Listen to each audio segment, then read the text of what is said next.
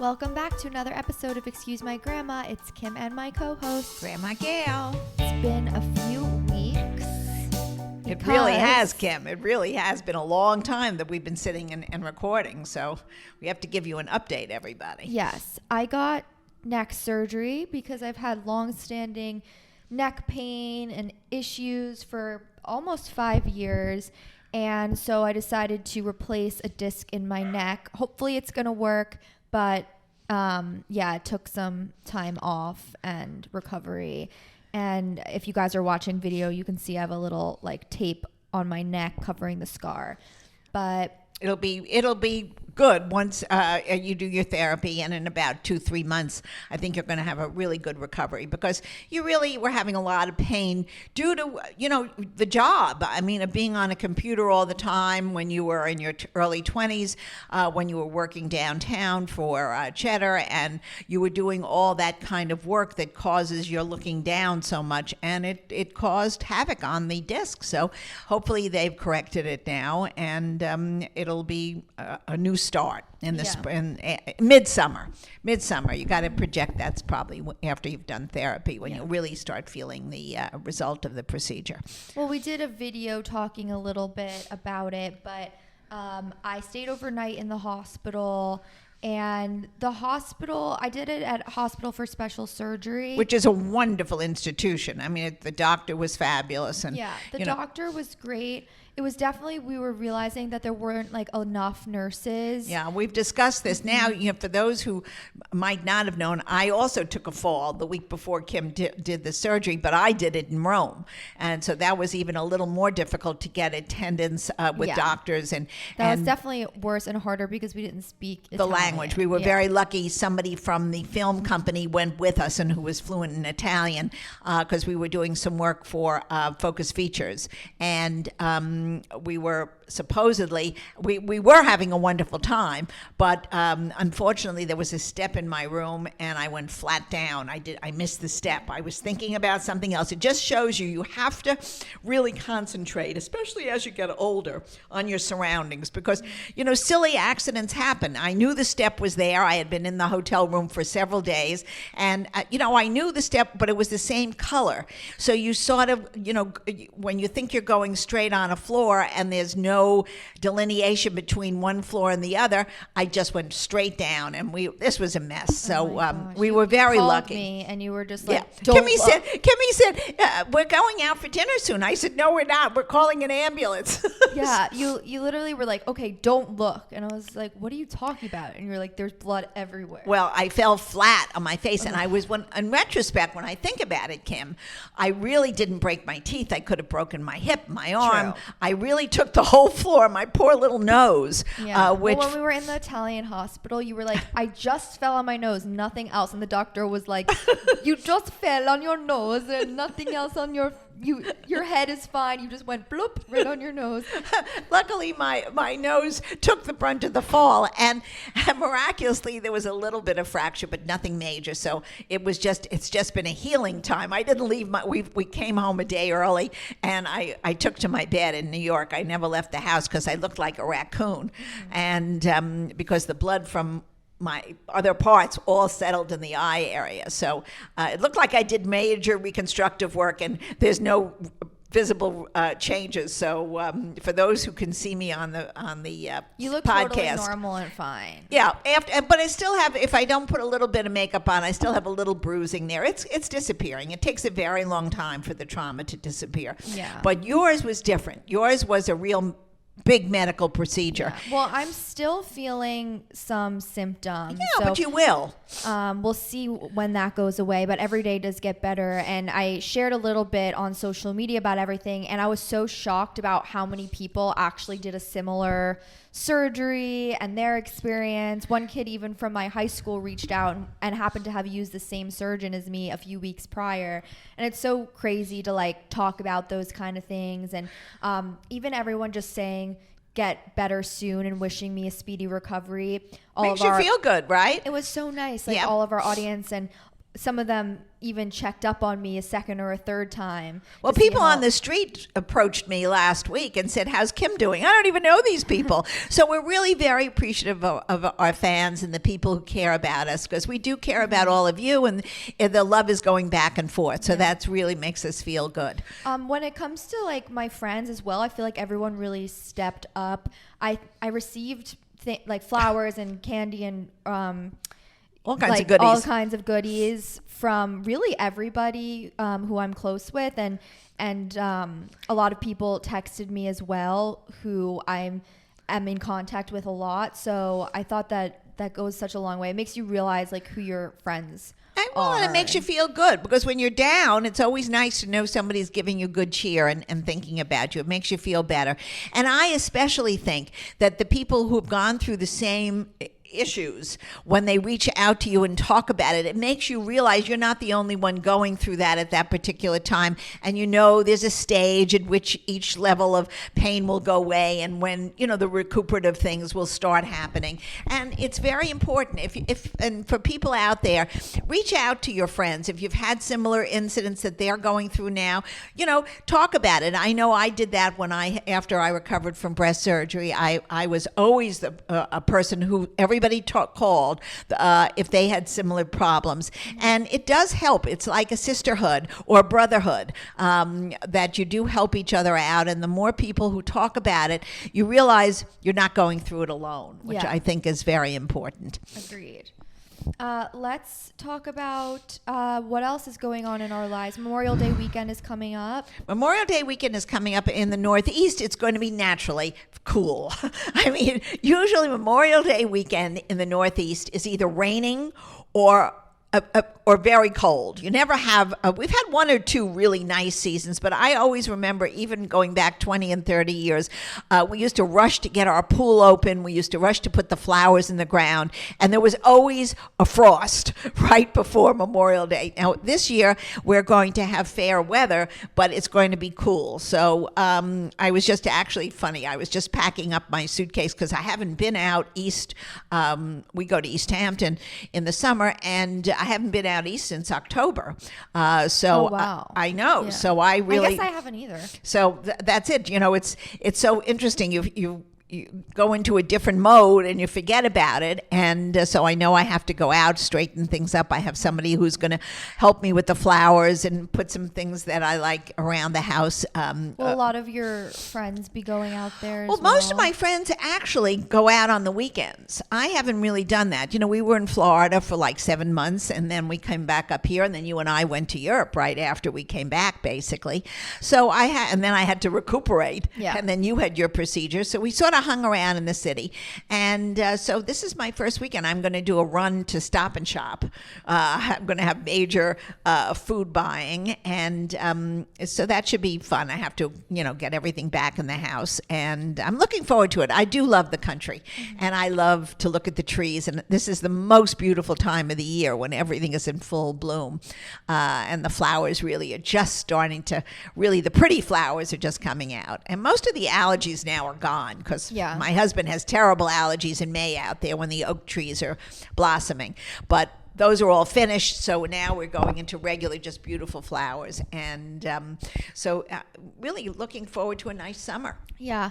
I feel like this weekend will be nice, but I don't think I'm looking forward more to the rest of the summer. Because Yeah. I think a lot of my friends actually are like traveling in different places. Yeah, I think July and August, it's really, especially where we go, it's really July and August. Yeah. And the young people who rent out there, that's the season for renting. Right. Because then and- people go to bars and Montauk is busy and Right. things like that. And Right. their parties. And we have a new the restaurant we went to in Rome, Kim, where your friend is opened. Scarpetta. Scarpetta was so fabulous. Now I want to go to the one out in Montauk. Mm-hmm. So that was so delicious. We had that pasta bolognese underneath the No, dome. It's just Pomodoro. Did I have Pomodoro? I thought I had no, the it was just bolognese. Pomodoro. Pomodoro? Oh, it was so good.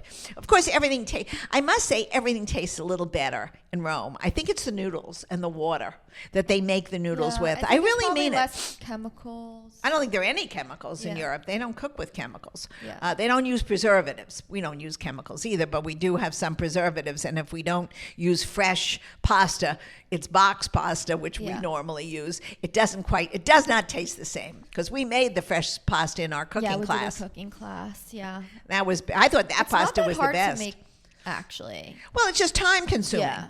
It's just time consuming. You have to let everything set and rise and then dry out. And, we did it. I think we took a cooking class, started at 10 in the morning, and we were finished eating it around 2. Yeah, you're right. That was a long day, and if you have other things to do, Right. I don't know how people find the time. Well, people just make a day of cooking. I think it's a very cathartic. Making dough of any sort when you do the pounding. Yeah. I just watched a program on television where Hoda on Channel 4 was saying you have to take your aggressions out by pounding. She pounds a pillow. And what? she does. She A little she psychotic. punches. No. She punches a pillow she gets her aggressions out, and then she breathes in deeply. It's like a routine.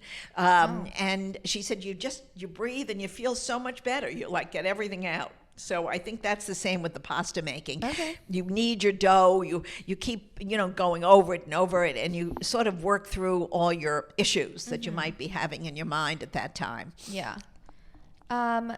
Let's talk a little bit about some of the videos that we did this week and comments. Okay. Just to go back a little bit, I guess, about the surgery. Oh. We did post about it and our experience that we didn't feel like there were a lot of nurses. Oh, and right. actually, some of the feedback we got was interesting because I guess people said, let me try to get the exact comments, but they said there's not a shortage of nurses. It's just a shortage of nurses that are willing to work in poor conditions. Well, I don't think the conditions in special surgery are Yeah. poor conditions. I think there are. I don't agree with that person. I've seen statistics. There has been a drain of nurses from our New York City hospitals since COVID. There's no question about that. That's a fact. So I think the person who emailed you that is not correct. And unfortunately, no matter how much you're willing to pay somebody, and they do get a fairly decent pay now in the hospitals, they just don't have the people to staff them. So I still say that's a place for young people to go back into. It's one of the fields, healthcare, that is going to do very well in the next several years Well, because someone the also said- population is aging and we need more care workers. Someone also said this country, especially big cities, don't treat nurses well and their pay is low. Well, I think their pay was low, and many of them did go out on strike after COVID, and we had this problem. But I think it is getting better. It certainly needs improvement. They are a vital part of the health system, just as many of the residents are now striking in Queens that they're not getting the same pay that New York City doctors, residents are getting. There needs to be more quality in pay, no question about it, and I agree with that person. I'd be the first one to say all the nurses and all the healthcare workers and teachers should be getting terrific, much more pay than they're getting. It's been really a problem we've had, and there's no question about that. The other thing we posted, one of the videos this week, was I got some of old footage from you, from your family videos when my mom was like 2 years old to So it's 10 years almost old. 56 years ago we're talking about, but the video is pretty clear still. We didn't lose the images. Yeah, some of them, yes, but Yeah. I'm gonna post some of them Oh in the my next gosh. few weeks. But I posted one so far that was like 1966. Right. You're brunette.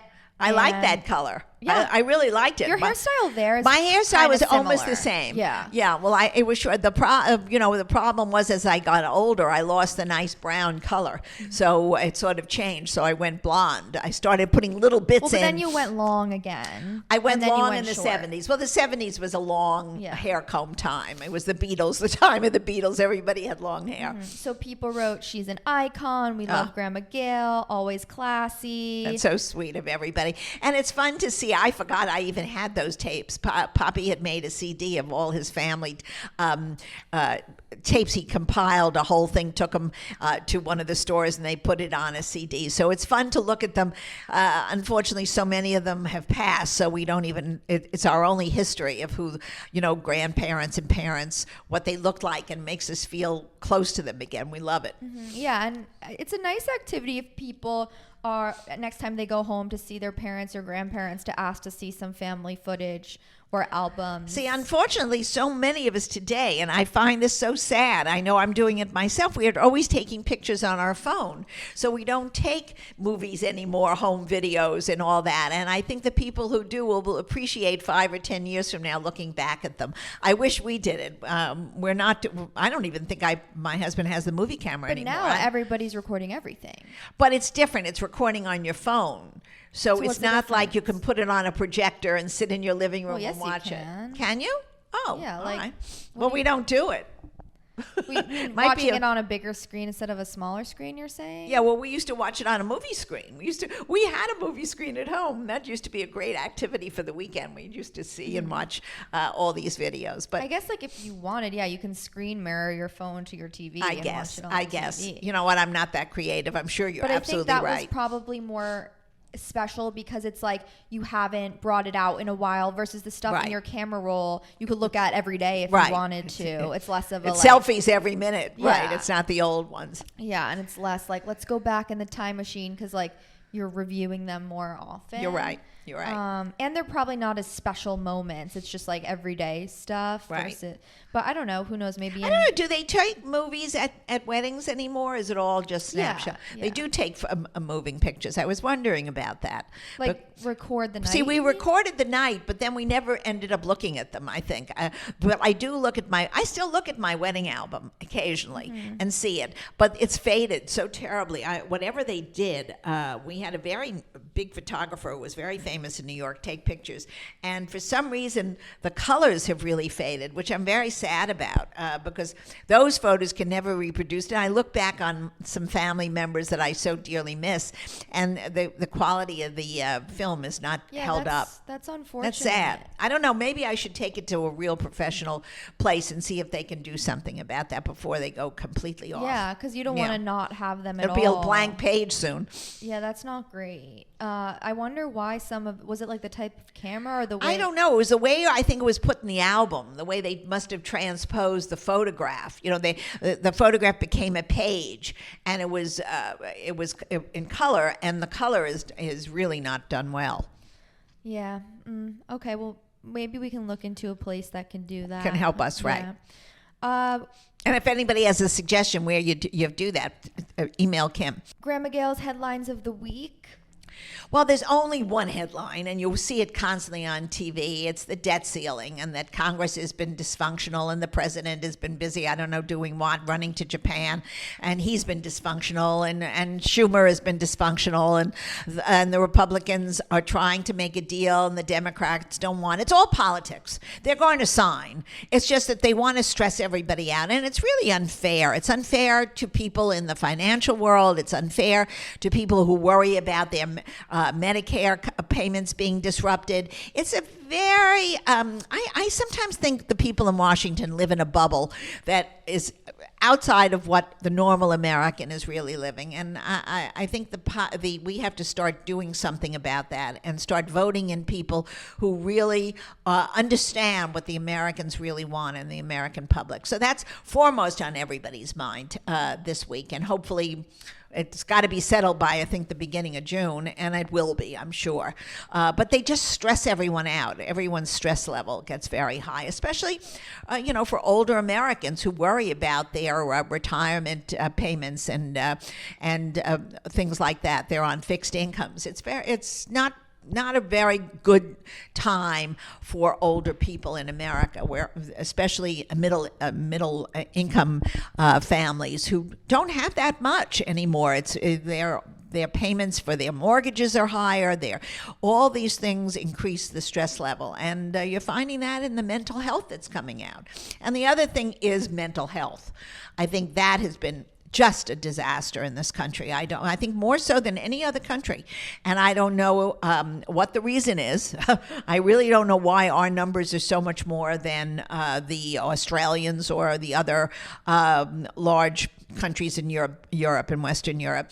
But we're certainly having an issue with mental health. And I don't know if it's pressure or if it's the family unit that is causing issues amongst the young, and or society itself has just lost its concept of where young people, what their needs are. And I think we have to start paying really more and more attention. We keep putting lip service that we're upset, but it seems like more and more of it keeps happening. And that is a very big problem today, because we need strong young people to run the country. We need them to run the country, to run businesses, to go out and get jobs.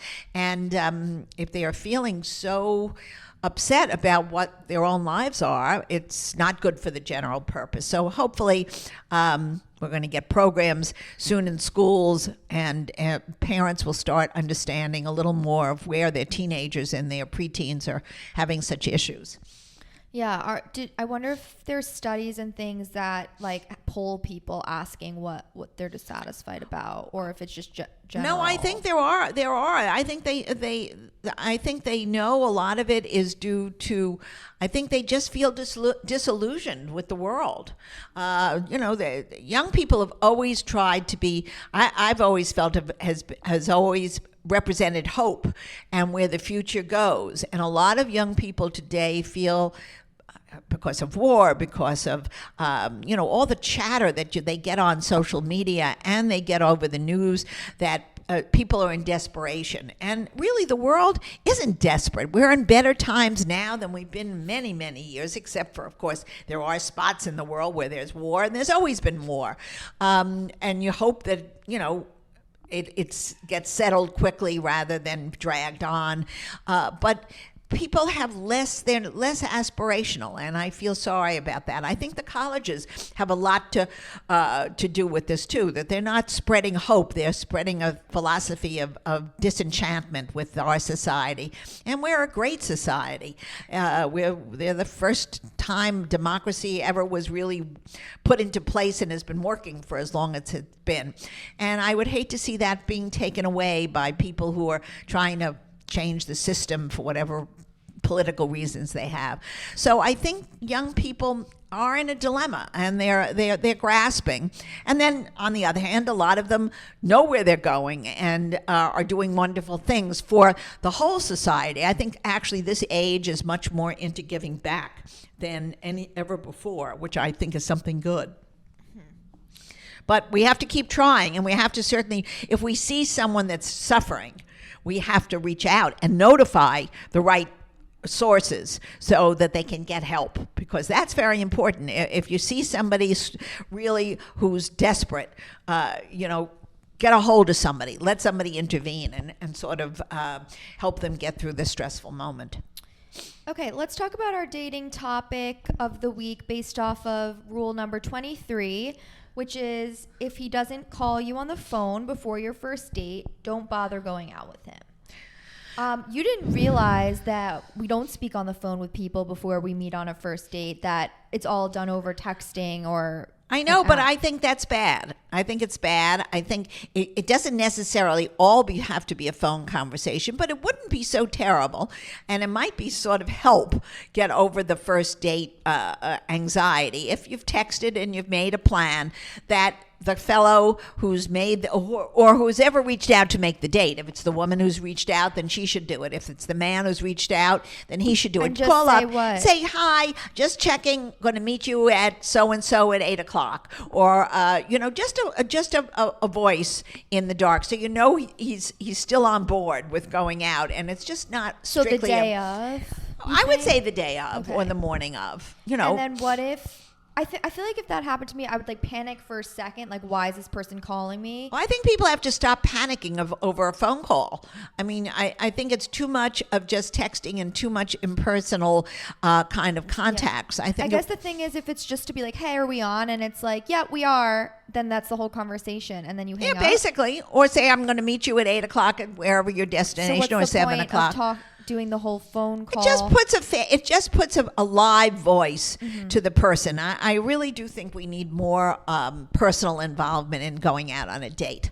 And if you don't like the person's voice for some reason, or if they say something that rubs you the wrong way and you want to save the time, can you not go?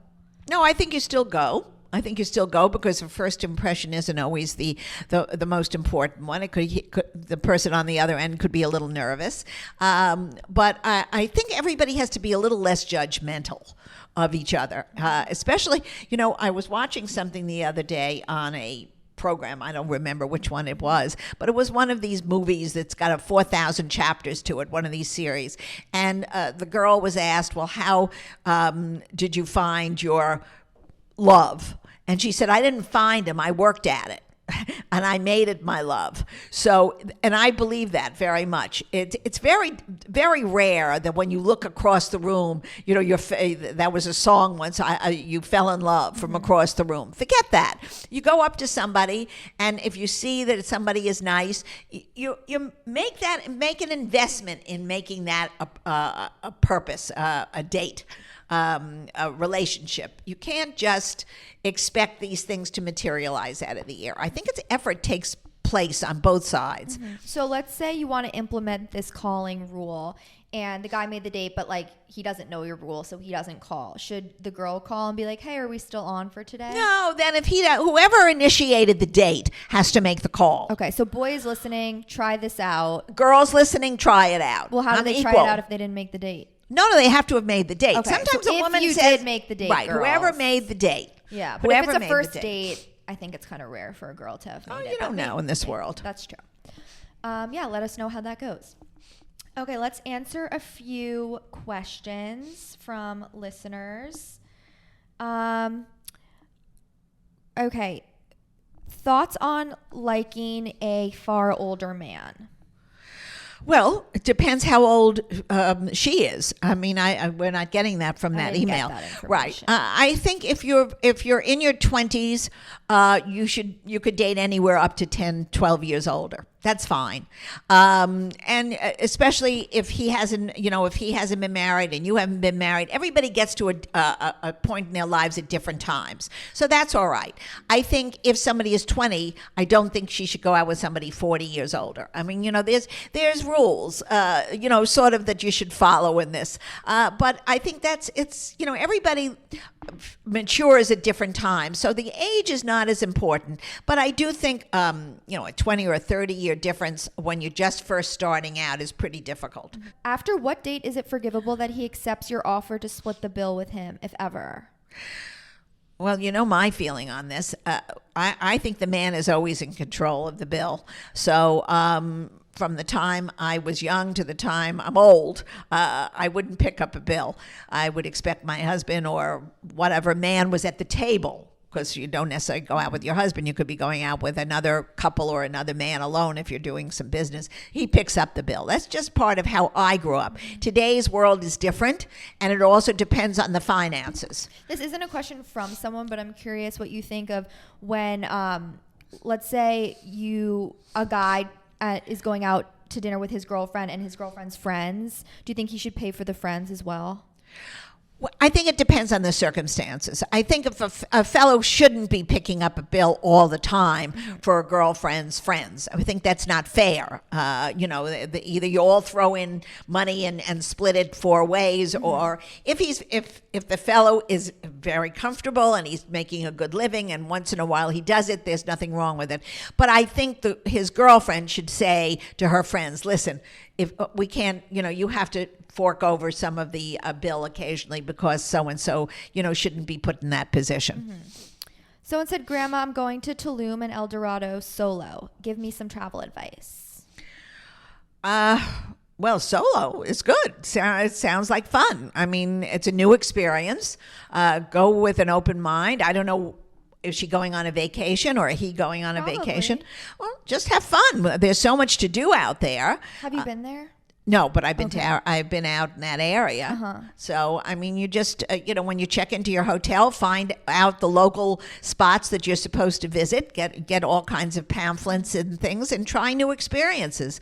That's part of traveling. new things to experience is the travel experience, and it makes you a much more interesting person. There's a guy who keeps telling me he misses seeing me and doesn't make a way to see me. Well, then that's just a lot of talk. And you know what? Why do people do that? People do it because they're insecure and they're nervous, and they really don't want to have a relationship with you, but they don't want to let you go. They want things all their way. And those kind of people, you know, are very indecisive in life. If it's a friend and you've known him or her for a very long time, and you know this is the modus operandi of how they act, you forgive it. But if it's been a past boyfriend or a past girlfriend and they put on this kind of nonsense, you know what? Call it a day and say, you know what? Go find yourself, figure things out, and have a good life. Okay. Let's do one more. Grandma, how does one move on after a long-term marriage besides therapy? Well, I gather the marriage ended in divorce, not death by a spouse, but we don't know that. You know, if it's divorce, you know, there's a lot of bad blood that probably went on at the end of the marriage, and you have to deal with it either through therapy or through your own introspective looking into what went wrong, and hopefully not repeat it. That's the same as in dating. We've talked about that. If you've dated a bad guy and you know what went on, you don't go and date the same type again, because then you're looking for punishment. And I think it takes time. Time heals all wounds. If it's a passing of a spouse, then you know you have to heal. But if you've had a good relationship, you will find another relationship probably. And just reach out to friends. I think friends at that time are very important. And you know, do things that you enjoy doing. Another great episode of Excuse My Grandma. Follow us on social media, Excuse My Grandma, and